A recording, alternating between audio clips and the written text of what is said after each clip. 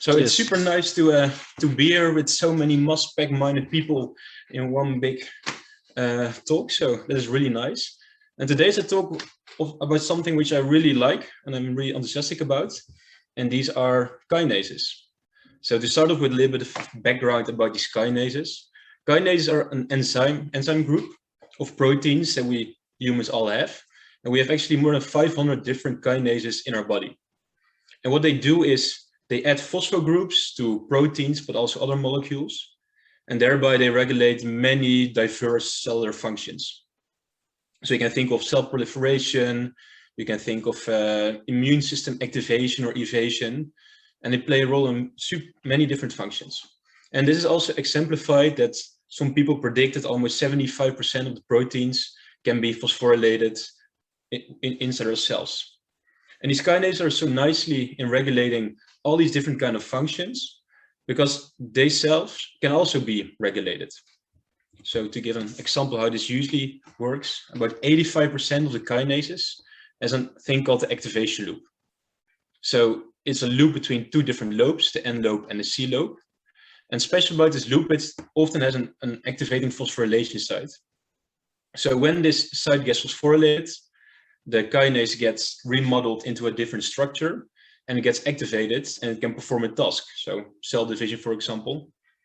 And thereby, if you would have an assay that would quantify this phosphorylation in the activation loop, you would have a really nice proxy to quantify the activity of a kinase at a certain point in a cell. So that was kind of our starting idea, like, can we use this for an assay? So to kind of put this into a more biological perspective, here you see an example of a fibroblast growth factor receptor, which is this thing over here, which is actually also a kinase, which gets activated by different growth factors, which is represented by these orange circles. So upon activation, you get this huge cascade of many different proteins and also many kinases that get activated. And this is a system that, for example, in breast cancer, in which we studied it, is really important, even though it's still unknown what different FGFs play a big role in a breast cancer system. So we thought, can we follow all these kinases when we stimulate these cells with different FGFs? So that is what we tried to do. So what we did is we took these breast cancer cells, we took 5 different of these stimulus, fibroblast growth factors that are relevant in breast cancer. We incubated them and took different time points. Then we have this automated phospho enrichment system. So we cleaned the system or the peptides. We pulled out only the phosphorylated peptides. And then we added heavy labeled standards so we can really nicely quantify these peptides and thus kinase activity inside the selected reaction monitoring assay. So before you do this assay, of course, you need to buy these heavy labeled peptides. So there was an initial assay developed in our lab, which consists of roughly 170 kinases and 250 phosphopeptides. And we expanded this a bit to get as much coverage of the pathway as possible. And to illustrate why we need selected reaction monitoring to really follow this kinase signaling, I'll start to show a spectrum that we acquired using an Orbitrap. And on top you see an amino acid with tyrosine phosphorylation. Down here you see exactly the same amino acid sequence, but then with a threonine phosphorylation.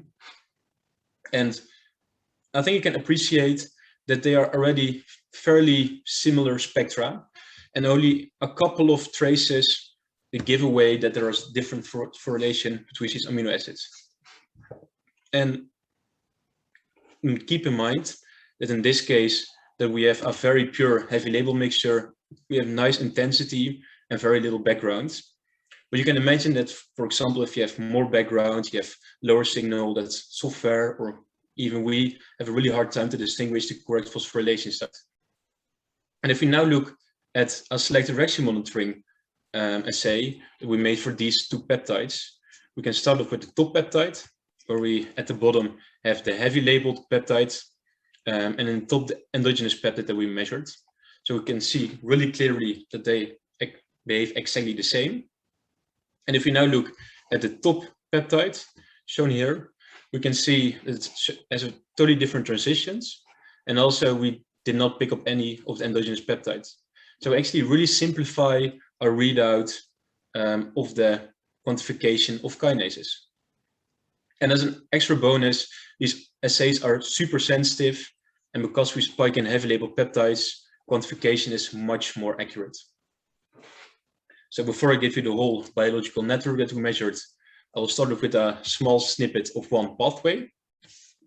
Over here you see in different colors, different FGF stimulus that we've used. And the bigger the circle you see here, the higher the kinase was regulated.